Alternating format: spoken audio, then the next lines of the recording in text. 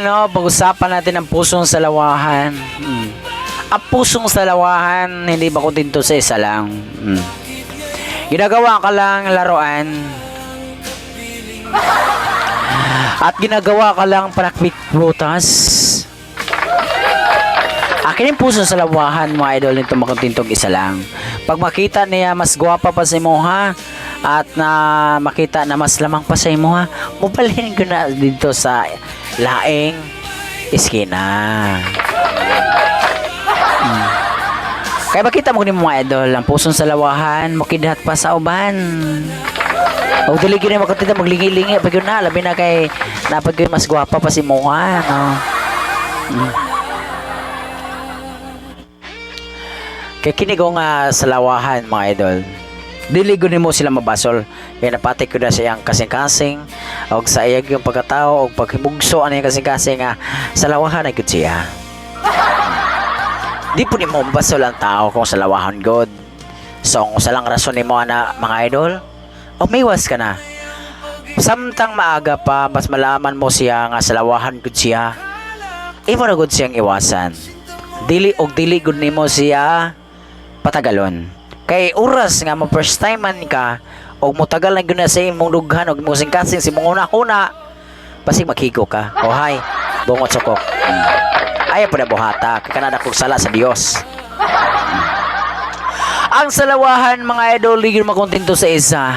Nga to sa duha kay napuo pa na magbalik-balik ra na. Kay salawahan gud siya. Ang imo ana mag-move on.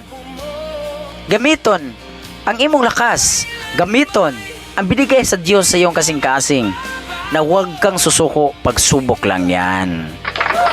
Ang pagsubok kayang malampasan, ang pagsubok kayang malimutan sa panahon kay naranasan mo na yan.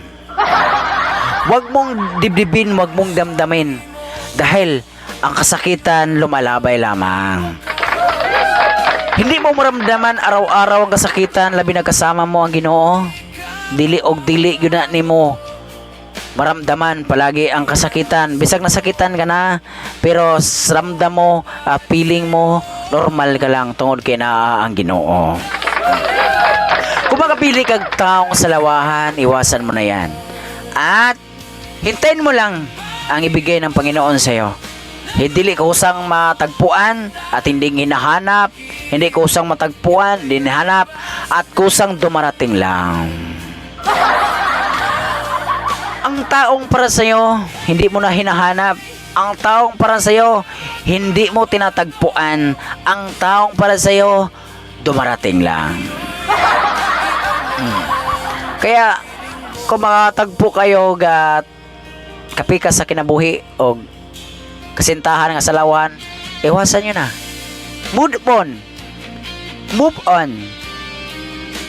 Mupadaplin. Maghuna-huna. Tawagon ng Ginoo, Lord. Siya na ba o di pa?